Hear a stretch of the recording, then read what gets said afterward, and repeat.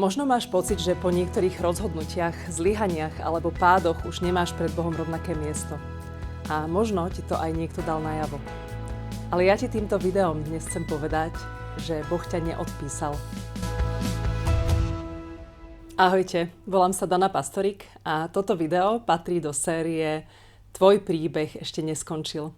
Sú to videá, kde hovorím o nádeji, viere, novom začiatku a aj o témach, ktoré nie sú vždy jednoduché, ale viem, že mnohé ženy ich nosia niekde hlboko vo svojom vnútri. V mojej knihe Boh je iný opisujem obdobie, kedy som začala objavovať nanovo, aký v skutočnosti Boh je.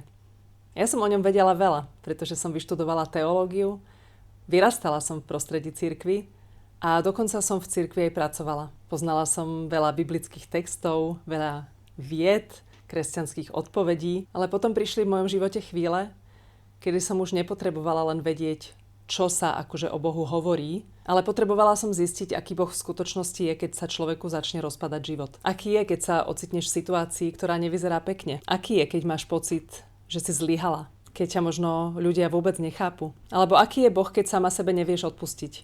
A možno práve v takýchto chvíľach človek zistí, že dlho v sebe neniesol obraz Boha, aký v skutočnosti je, ale veľakrát mal v sebe obraz, aký si vytvoril podľa nejakých ľudských kritérií.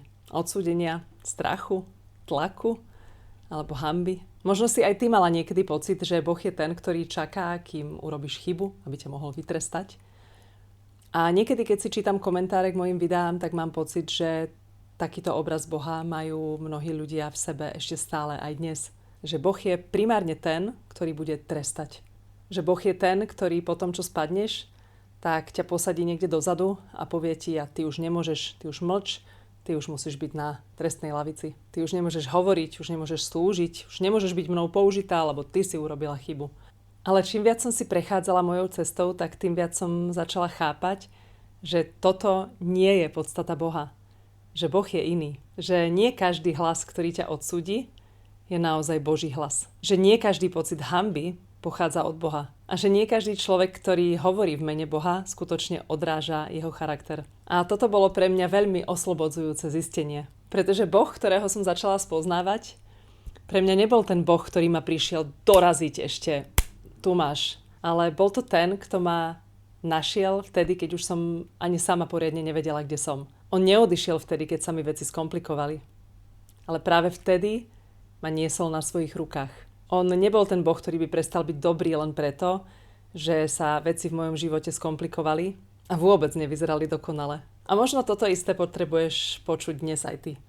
Že Boh nie je prekvapený tvojim príbehom, ani zaskočený. On vôbec nie je zmetený nejakou tvojou minulosťou. Ani nie je bezradný, keď premýšľa nad tvojou budúcnosťou. A hlavne, on ťa neprestal milovať. Keď nad tým všetkým premýšľam, tak si vždy spomeniem na príbeh márnotratného syna. Ja si myslím, že to pozná asi každý.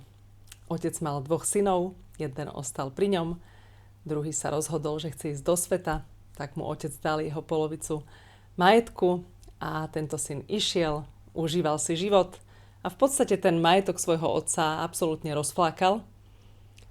A keď už nič nemal, keď už bol ako žobrák, tak si odrazu spomenul na svojho otca, kde mu bolo dobre, kde mal hojnosť, kde mal čo jesť, kde mal kde spať. A rozhodol sa, že sa k nemu vráti a poprosí ho, aby ho nechal v jeho dome aspoň ako služobníka. Viete, čo urobil ten otec, keď zbadal, že jeho syn prichádza späť? Vítal ho s otvorenou náručou. On ho nevítal s tým, že ho poslal naspäť, odkiaľ prišiel. Nevítal ho s výčitkami alebo s nejakým obviňovaním a trestaním, ale vítal ho ako svojho syna, ktorý prichádza naspäť domov. Milujúci otec, ktorý mu odpustil, že jeho majetok rozflákal a dal mu druhú šancu. A toto je obraz Boha, ktorého som spoznala aj ja počas tých rokov. A toto je obraz Boha, ktorý opisujem v mojom príbehu. Boh je iný. Viete, čo je na tom príbehu marnotratného syna pre mňa ešte zaujímavé? Že ten syn si pripravil takú reč, čo povie tomu otcovi, keď sa vráti. Ale ten otec nepotreboval od neho počuť nejakú dokonale pripravenú reč. Jemu stačilo, že ten syn prišiel naspäť, že oľutoval svoje skutky a prišiel späť A presne toto je obraz Boha, ktorý som potrebovala znova vidieť.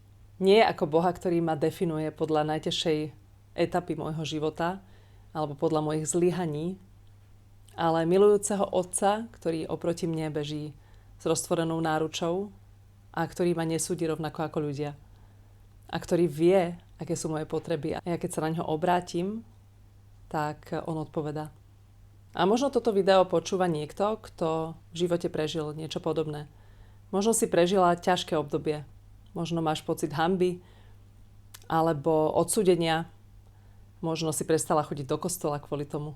Možno si prestala na chvíľu aj veriť, lebo máš pocit, že sa ti život absolútne rozpadol. Tak práve tebe chcem povedať, že tvoj príbeh ešte neskončil. A že niekedy nový začiatok nemusí znamenať, že sa vrátiš tam, kde si bola predtým. Ale môžeš začať písať úplne nový príbeh.